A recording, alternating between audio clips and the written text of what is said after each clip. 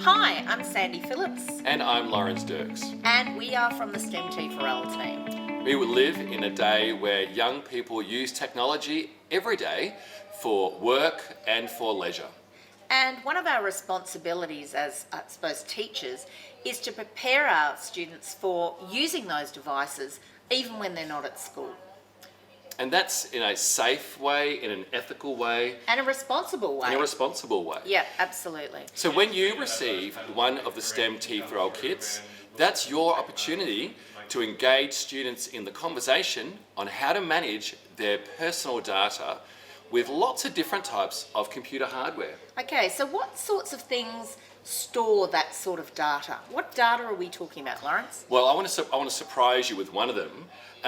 If you've seen the Dash robot, he's a charming fellow that you can program to move around the classroom and practice algorithms and computational thinking. But Dash the robot also records audio. So if students have uploaded audio files, those need to be removed because all the kit is shared. Okay, because it's going to another school, of course. It's going to another school. So I figure some of the other things that are included in when we talk about personal data are things like kids' accounts, we've got photos and images, and we've also got some video. And those sorts of bits of personal information are in lots of the kits. Correct. So whether it's an iPad that a student has used to record a film, Yep. Or even the iPhone, now that the cameras have been turned on in the iPhone, it's really important that before you send your data or you send those resources off to another school, that all of that information is removed. And it's a really, really important skill for students to actually learn for their own use of their own personal devices at home and beyond. So Sandy, not only is this a duty of care for a teacher to maintain student privacy, but it's also a good time for students to practice their own skills in managing their student data.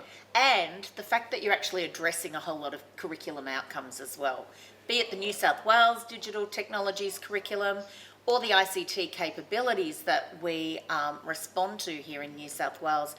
It's a great opportunity. It's actually an authentic opportunity for your students to go, hey, this is my photo, my video, I'm in it.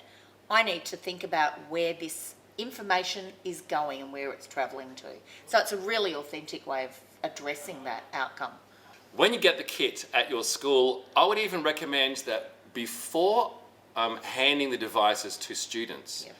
as a teacher, why don't you first check and make sure that the camera rolls, for example, on the iPads are empty and that there's no surprises there for you. Make sure that there's no interesting comments coming from Dash the robot.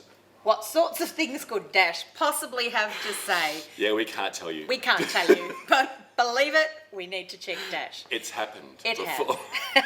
I think this is all right. Considering the age of your students, it's really important that we recommend that you discuss this stuff with them. If you need any further information about safe, responsible, or ethical use of digital technologies in your school, where can you go? You can head to the department's website, digitalcitizenship.nsw.edu.au. And if you do have any questions around the STEM T4L kits that you have, please contact the STEM T4L team on stem.t4l@det.nsw.edu.au. and don't forget you've got your STEM leaders out there as well. But please give us a call if you need anything. But there should be plenty of resources on this site to help you actually go through the processes of removing photos or video or even just removing recordings from the different devices.